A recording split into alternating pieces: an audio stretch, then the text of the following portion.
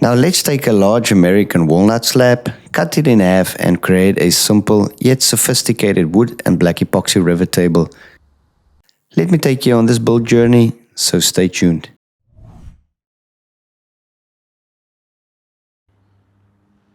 What is up everyone, Jacques here from Kalahari Creative. I got this nice American walnut slab from my local wood supplier. It measured almost 14 feet in length, 2 feet wide and 2 3/4 inches thick. This used to be one piece, but I cut it in half as I will only be using the one half of the slab to build this table.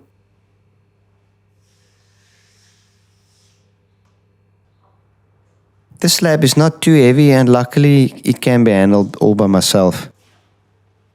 It's only when the epoxy is added to the equation that it really gets heavy.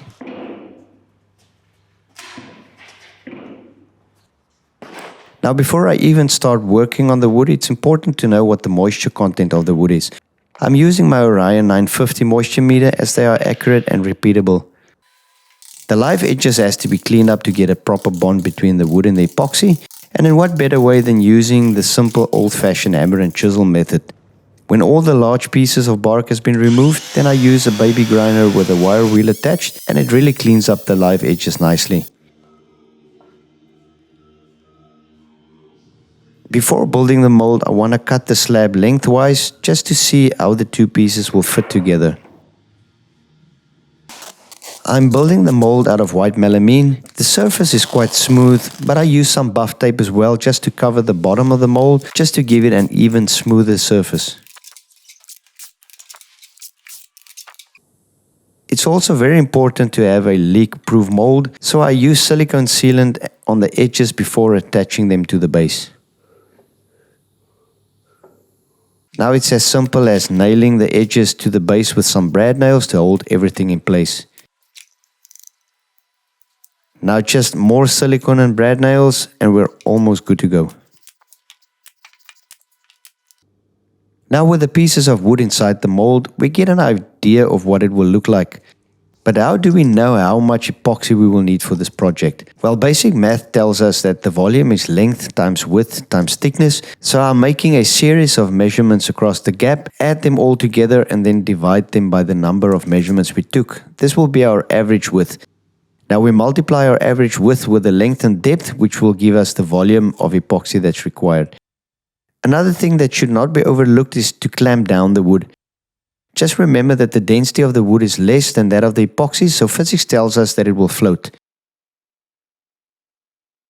We also do not want any floating debris in the epoxy, so cleaning out the mold is advised. I'm using the Crystal 100 epoxy system for this project, which is FDA approved for using in food applications. It can be poured in layers of up to 100 millimeters or 4 inches, although I never pour layers that's that thick. Once the mix has been prepared, it is ready to be poured into the mold. Note that I also added black dye to the epoxy, and this is the first of 2 layers that I'll be pouring.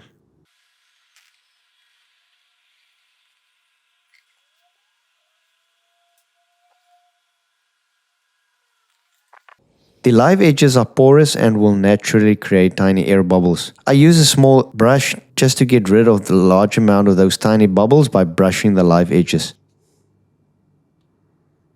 And while the epoxy is still wet, I start to seal some of the larger bug holes and imperfections on the top of the slab surface.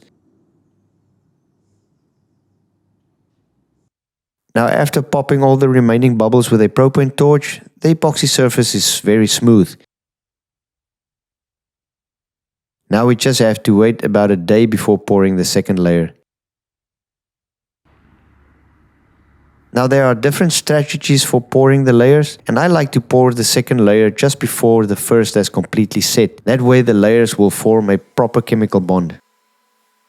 Another method is to let it cure, then scuff up the epoxy before pouring the second layer, but that just adds an additional step, time and labor.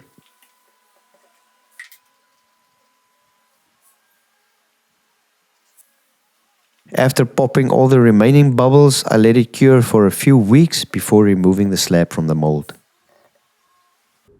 A few weeks have passed since it has cured, and luckily the slab came loose from the mold relatively easy.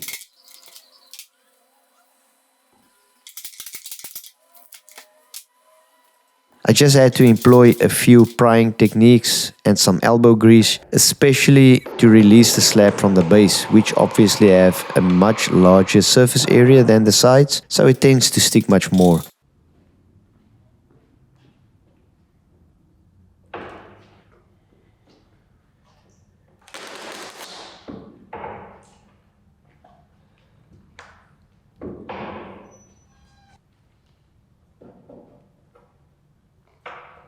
I will be flattening the bottom of the slab first, and here I'm just trying my best not to get crushed by the slab, which is now double its original weight.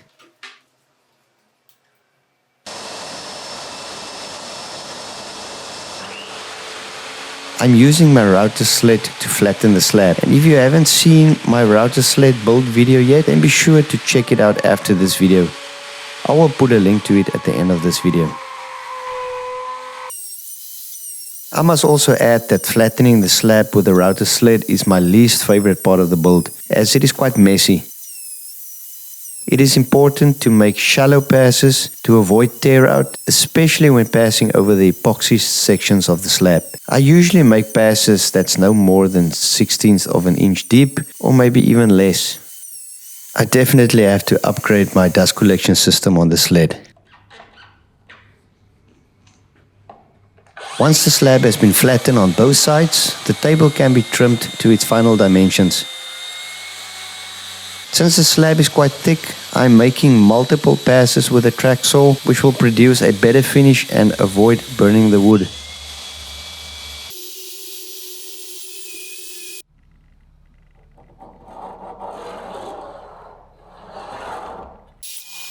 Once I have two parallel sides, then I just use a square to mark and cut the ends of the slab.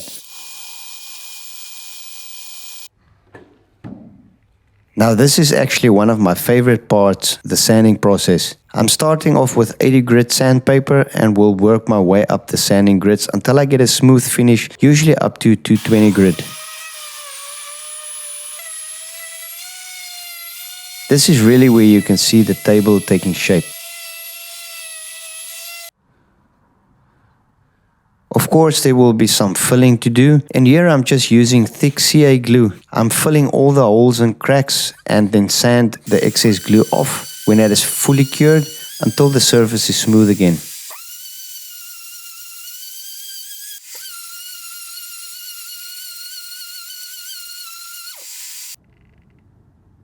Here is a crack that did not properly fill during the pouring process, so I just box up the corners with some scrap plywood and CA glue that will contain the epoxy that I'm about to pour.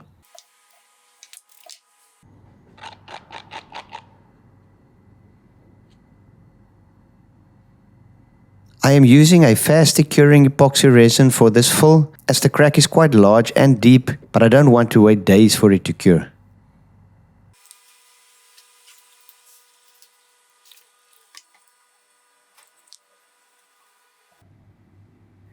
I made this pair of steel legs with some 2" by 4" rectangular tubing.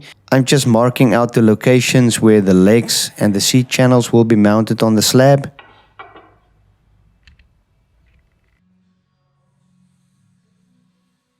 After marking, I then recess each mounting location with my router. This just gives a much nicer and more finished look to the table at the end. On the top of the slab, I'm making an 1/8" roundover, just to remove the sharp edge, which will evidently chip and break during normal usage of the table. This also gives a more finished look to the table. On the bottom, I will cut a 22-degree chamfer, just to give it a modern look. I use Rubio Monocote Pure to finish off the table. Rubio is a proven product that's used by a lot of creators of fine furniture. This is a 2-part hard wax oil, and you really only need a small quantity to cover the entire surface of the table. I'm only mixing about 30 milliliters of Rubio, which is more than enough for covering one side of the table.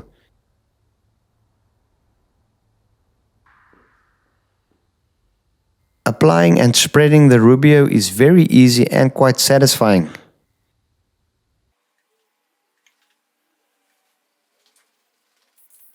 I'm just using an old credit card as a trowel.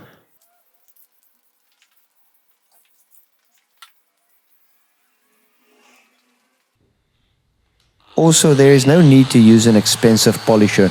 I'm using an automotive random orbital polisher with a soft sponge pad just to massage the Rubio into the table.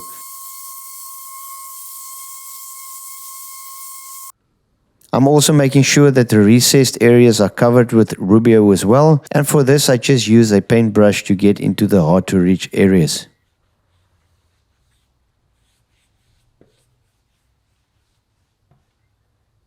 Now finally I can start to install the C-channels. When installing the C-channel, I just put a small dab of Loctite on the bolts. The reason being that I don't want to make these bolts too tight, just snug so that the C-channel can move as the table expands and contracts with temperature and humidity changes. Once the bottom of the table is completed, it's time to finish the top. I seal both the top and the bottom in the same day just to avoid any bowing of the table.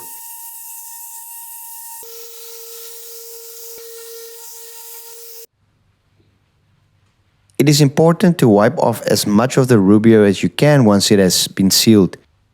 I leave the table overnight before applying a second coat of Rubio to both the top and the bottom. This is the steel legs that I built and it is powder coated in matte black. Again, I'm not over tightening the bolts, they just have to be snug to allow the movement in the wood. The wood is rich in color with a nice sheen but not glossy. The steel legs are simple and adds an industrial element to the project, but it's not overwhelming. And the chamfer gives the table a modern and stylish look. Until next time, thanks for watching.